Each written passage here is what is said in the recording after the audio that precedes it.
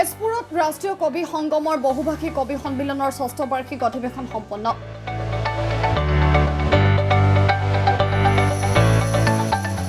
শোণিতপুৰ জিলাৰ উষানগৰী তেজপুৰৰ অসমীয়া ক্লাবত অনুষ্ঠিত কৰা ৰাষ্ট্ৰীয় কবি সংগমৰ উদ্যোগত বহুভাষী কবি সন্মিলনৰ ৬ষ্ঠ বাৰ্ষিক অধিৱেশনভাগ সফলভাৱে সম্পন্ন হয়।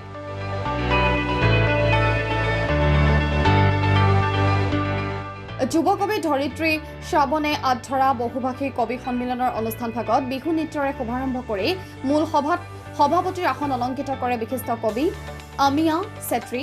মুখ্য অতিথিৰ আসন অলংকৃত কৰে বিশিষ্ট লেখক সাহিত্যিক তথা ২০২৩ বৰ্ষৰ সাহিত্য একাডেমী অনুবাদ বঁটা প্ৰাপক ছত্ৰমান চুপ্পা।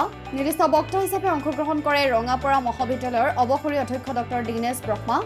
বিশিষ্ট অতিথি হিচাপে অংশগ্ৰহণ কৰে হিউমেন ৰাইটছ একশ্যন কাউন্সিল অসমৰ সঞ্চালক, অসম বাৰ্তা কাকতৰ উপদেষ্টা, মহাজাতি 24 লাইভ চেনেলৰ সঞ্চালক ডক্টৰ পৰশমণি সিংহ, সম্পাদক ডক্টৰ বাণী বৰঠাকুৰৰ লগতে বহুকেইজন গণ্যমান্য ব্যক্তি উপস্থিত থাকে।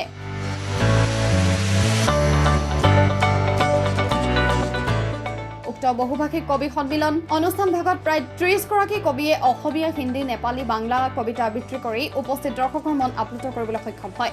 মুখ্য অতিথিৰ আসন অলংকৃত কৰা বালিপাৰাৰ বিশিষ্ট সাহিত্যিক ছত্ৰমান চুব্বাই ভাষণ প্ৰসংগত কয় যে সাহিত্য হৈছে এক সমন্বয়। সাহিত্যৰ কোনো জাতি নাই, ধৰ্ম নাই, আছে কেৱল মানৱতা। নিজৰ ভাষাৰ প্ৰতি চৰ্চা অব্যাহত ৰাখিলে ভাষা জীয়াই থাকিব। উক্ত অনুষ্ঠানত যুৱ কবি মনীষা বৰা সিংহ উপস্থিত থাকিব নোৱাৰাত সম্বৰ্ধনাভাগ তেওঁৰ স্বামী ডক্টৰ পৰশমণি সিংহৰ হাতত প্ৰদান কৰে।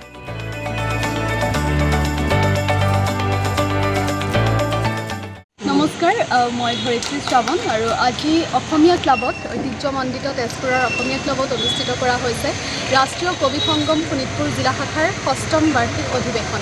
৬ষ্ঠ বাৰ্ষিক অধিৱেশনখন আমি অনুষ্ঠিত কৰিছোঁ আজি। বহুভাষিক কবি সন্মিলন এখনো সমান্তৰালভাৱে অনুষ্ঠিত কৰা হৈছে এই সুন্দৰ অনুষ্ঠানটিৰ অংশৰূপে। আৰু আজিৰ এই বহুভাষিক কবি সন্মিলনখনিত প্ৰায় সমগ্ৰ তেজপুৰৰ লগতে তেজপুৰৰ দাঁতিকাষৰীয়া ভিন্ন প্ৰান্তৰ পৰা আমি নিমন্ত্ৰণ কৰিছিলোঁ বহুকেইগৰাকী কবিক। তাৰে ভিতৰত প্ৰায় ৩০ গৰাকী কবি আজি উপস্থিত হৈছে আমাৰ এই সুন্দৰ বহুভাষিক কবি সন্মিলনখনত আজি অংশগ্ৰহণ কৰি কবি সন্মিলনখনিৰ কৌস্তৱ বৃদ্ধি কৰিছে। ইয়াত কেৱল অসমীয়া নহয়, হিন্দী, বঙালী, লগতে বড়ো, নেপালী, লগতে ভোজপুৰী বিভিন্ন কবিতাৰ আজি সুন্দৰ সংগম ঘটিছে আৰু খুব সুন্দৰ এটা পৰিৱেশৰ সৃষ্টি হৈছে আজি ঐতিহ্যমণ্ডিত অসমীয়া ক্লাবত। গতিকে তাক লৈ আমি সঁচাই গৌৰৱ অনুভৱ কৰিছোঁ আৰু প্ৰতি বছৰে এনেদৰে আমি শোণিতপুৰ জিলা শাখাই অনুষ্ঠিত কৰি যাওঁ ৰাষ্ট্ৰীয় কবি সন্মিলন। আৰু আজিৰ অনুষ্ঠানৰ মুখ্য অতিথি আমাৰ সাহিত্য একাডেমী প্ৰাপক এয়া মোৰ কাষতে আছে ছত্ৰমান চুব্বা ছাৰ, আমি আমন্ত্ৰণ কৰি আনিছিলোঁ তেখেতক। গতিকে তেখেত আহিও অনুষ্ঠানটি আৰু অত্যাধিক অনুষ্ঠানটিৰ কৌস্তৱ বৃদ্ধি কৰিলে তেখেতৰ উপস্থিতি আমাক। আৰু কেইবাগৰাকীও আমাৰ বিশিষ্ট অতিথি তথা নিমন্ত্ৰিত অতিথি আমাৰ অনুষ্ঠানত উপস্থিত হ'লহি।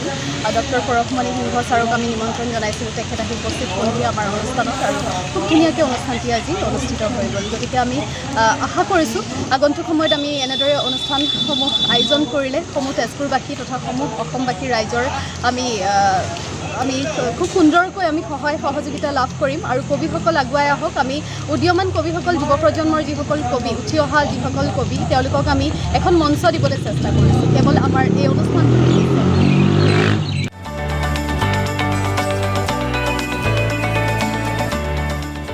Bureau report, times media 24।